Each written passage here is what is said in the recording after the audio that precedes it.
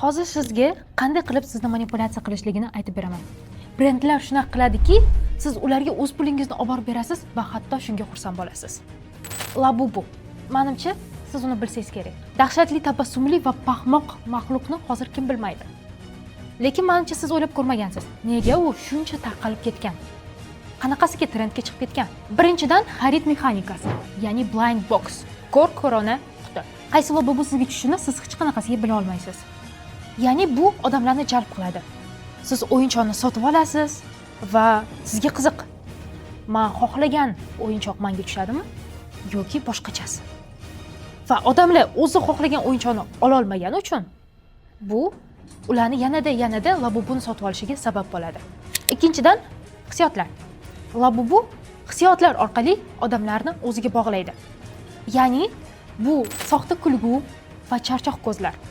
Odamlar labubuni ko'rib, o'zini ko'rgandek bo'ladi. Uchinchidan, noyoblik. Ya'ni qaysidir sanadan qaysidir sanagacha labubu yangi kolleksiyasini sotuvga qo'yadi. Va bu degani, odamlar agarda ulgurib qolsanglar sotib olinglar, ulgurib qola olmasanglar bu kolleksiyasiz qolib ketasizlar. Va bu yerda yana bir kuchli uslub bor, ya'ni mashhurlar orqali o'zingizning mahsulotingizni targ'ib qilish. Labubuni targ'ib qiluvchi Bookmark do'koni bu Xitoydagi kichik kolleksionniy o'yinchoqlar chiqaradigan brend bo'lib hisoblanadi. Ammo Lisa, ya'ni Blackpink a'zosidan biri Lisa Manabank o'zining Instagram sahifasida Labubu bilan video chiqargandan so'ng hammasi o'zgardi. Lisani millionlab muxlislari bu videoni ko'rgandan keyin agarda Lisada Labubu bor bo'lsa, значит menga ham kerak degan fikrga boradi. Bu ular uchun yangi signal bo'ldi. Natijada Labubu mahalliy qiziqishdan xalqaro trendga aylandi. Hamma gap shundaki, siz nafaqat o'yinchoq sotib olasiz, balki hissiyot. Men trenddaman degan tuyg'uni sotib olasiz. Masalan, O'zbekistondagi mashhur fast food setlaridan biri Evas doimo digital marketing foydalanib kelgan. Misollardan biri bu yangi kombo chiqarsa yoki yangi set chiqarsa, ular har doim onlayn vositalar orqali uni targ'ib qilishadi. Ya'ni Instagramda bitta reklama chiqarishadi. Aytaylik, aksiya 2+1. Uni Instagramda Reels orqali odamlarga yordam berishadi. Qaysidir bitta bloger chaqirib, u bilan stories tushirishadi. Uni storiesga qo'yib, uni repost qilib, ya'ni bloger atmetka qilib, odamlar o'zini blogerlarning auditoriyasi uchun tanitadi. Bu Evasga bir oy davomida 15 mingdan ortiq zakaz bo'lishiga yordam beradi. Va bir oy ichida plus 20% dan ortiq obunachilik ko'payadi Instagram akkauntida. Raqamli marketing o'zi nimaga kerak? Raqamli marketing bo'lmasa, sizning mahsulotingiz ko'zga ko'rinmas bo'lib qoladi. Qanchalik zo'r bo'lmasin sizning mahsulotingiz, agarda raqamli marketing bo'lmasa, odamlar u haqida bilmaydi. Keling, masalan, kichik biznesni olaylik. Kiyim do'koni. Kiyim do'konini Instagram orqali butun Toshkent shaharidan aytaylik, Chirchiq bo'ladimi, Yunusobod bo'ladimi, u yerdan siz o'zingizga klient topishingiz mumkin. Ya'ni siz bitta joyda onlayn do'kon ochasiz va odamlar sizni har tomonlarda odamlardan siz talabga egasiz. Raqamli marketing bo'lmasa, siz onlayn do'kon ochsangiz va u to'g'risida kim biladi? Qo'shnilaringiz, qarindoshlaringiz. Bo'ldimi? Yirik brendlardan aytadigan bo'lsak, Nike. Instagram va TikTokda ular hashtag orqali challengelar o'tkazadi.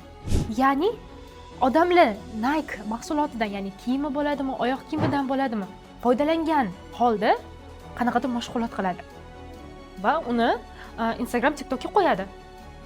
Bu Nike uchun tekin reklama.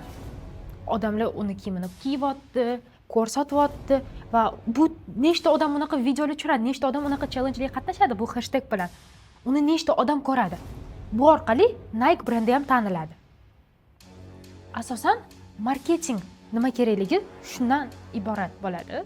Asosan marketing nima kerakligini shu misollardan bilib olishingiz mumkin. Ya'ni sizning mahsulotingiz ko'zga ko'rinish bo'lishi uchun. Shu bilan raqamli marketing bu biznesga mijoz topish, ishonch qurish va sotuvni oshirishga yordam beradigan vosita. Raqamli marketolog o'ziga. Raqamli marketolog kompaniyaga mijoz topishda va sotuvni oshirishda yordam beradigan mutaxassis. Uning ishlari asosan reklamani shunday so'zlab berishki, uni aynan mahsulotga qiziqadigan odamlar ko'rishi uchun. Instagram, TikTok, Telegram, YouTube sahifalarini kompaniya nomidan yurg'izish. Va shu siz aytaylik mahsulotingiz to'g'risida odamlar gapirishini ta'minlash. yokida sizni sahifangizga odamlar obuna bo'lishini kuzatish. Odamlar qaysi kontentni yoqtiradi, qaysi kontentlarni kuzatadi, buni hammasini o'rganish va shunga qarab strategiyalar tuzish. Qisqa aytganda, raqamli marketolog mijoz va mahsulotni internetda bog'laydi.